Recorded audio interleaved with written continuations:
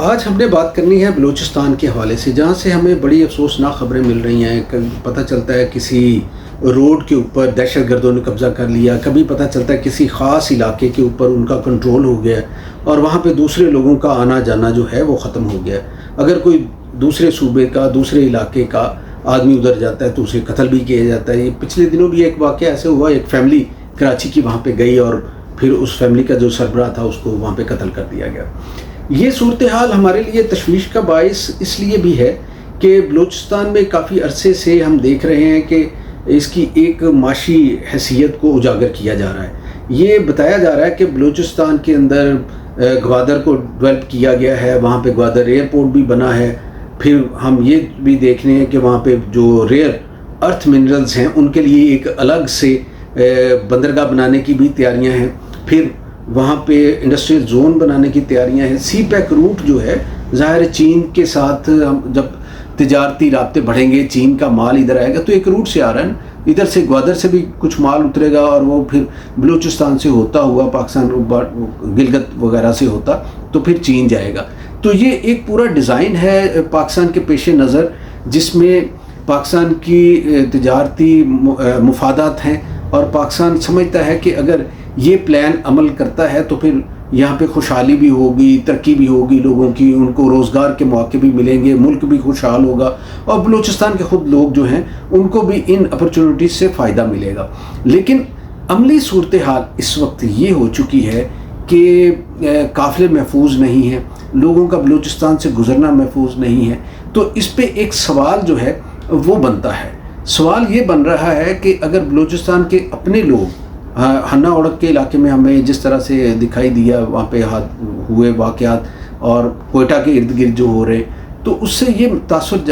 جاتا ہے کہ بلوچستان کے اپنے لوگ اس صورتحال سے متاثر ہو رہے ہیں، ان کی جان و مال جو ہے وہ اب محفوظ نہیں۔ تو اس میں سیکیورٹی ادارے جو اپنا کردار ادا کر رہے ہیں وہ تو کرتے رہیں گے، لیکن میں یہ سمجھتا ہوں کہ اس وقت پورے پاکستان کے اندر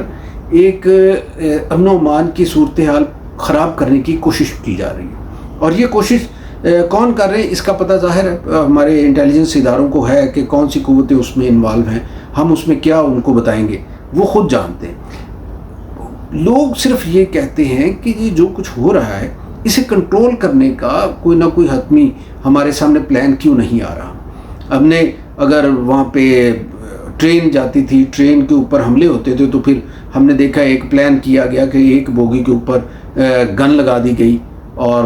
تاکہ وہ جو ارد گرد کے جو دہشت گرد اگر آتے ہیں تو ان سے نمٹا جا سکے۔ پھر یہ بھی ایک پلان کیا گیا کہ ٹرین کے ارد گرد جو ہیں وہ ڈرونز فلائی کریں گے تاکہ اگر کوئی حملہ ٹرین پہ ہوتا ہے تو دہشت گرد جو ہیں ان کو ٹریس آؤٹ کیا جا سکے۔ چلیں اس حد تک بات ہو سکتی، لیکن یہ جو ہماری شاہراہیں محفوظ نہیں ہیں اس کے لیے بھی تو ڈرون استعمال کیے جا سکتے ہیں۔ انٹیلیجنس، ہیومن انٹیلیجنس کی بجائے ہم اگر سیاروں کا استعمال کریں اور اسپیس سے ہم مدد لیں، ہمارے پاس ایسے ٹیکنالوجی ہے پاکستان کے پاس، صرف اس کو کام میں لانے کی ضرورت ہے۔ اور یہ اگر پاکستان کا اسٹیک آپ دیکھیں نا کتنے بڑے ہیں بلوچستان کے حوالے سے، تو پھر اس میں اگر کچھ خرچ ہوتا ہے ہمارا اس ٹیکنالوجی پہ مزید تو وہ بھی بے جا نہیں ہوگا، خرچ کر دینا چاہیے۔ تو یہ جو صورتحال ہے بلوچستان کی، اس نے ہر پاکستانی کو فکر مند کیا ہوا ہے۔ دوسری طرف ہم کچھ اور علاقوں میں بھی دیکھتے ہیں، کشمیر کی صورتحال ہے اور پھر KPK میں اس کے کچھ ایریاز ایسے ہیں کہ جہاں پہ بد امنی برقرار ہے۔ سیکیورٹی اداروں کے ساتھ میں سمجھتا ہوں کہ سب سے زیادہ کردار جو بنتا ہے وہ سیاسی حکومتوں کا بنتا ہے۔ پاکستان کی سیاسی حکومتیں، افسوس کی بات یہ ہے کہ پچھلے کافی عرصے سے ہم دیکھ رہے ہیں کہ اپاہج قسم کی حکومتیں آ رہی ہیں، ان میں اتنا وہ صلاحیت نہیں ہے کہ مقامی کمیونٹیز کے ساتھ بات کر سکیں، ان کے ایشوز کو ایڈریس کر سکیں۔ حکومتوں نے بھی شاید یہ سب کچھ چھوڑ دیا سیکیورٹی اداروں کے اوپر ہی کہ انہی کی ذمہ داری ہے بارڈر کا دفاع کرنا، بھی انہی کی ذمہ داری ہے ملک کے اندر جو گروہ ہیں ان سے بات کرنا۔ تو یہ جب اب سارا کچھ ان پہ چھوڑ دیں گے تو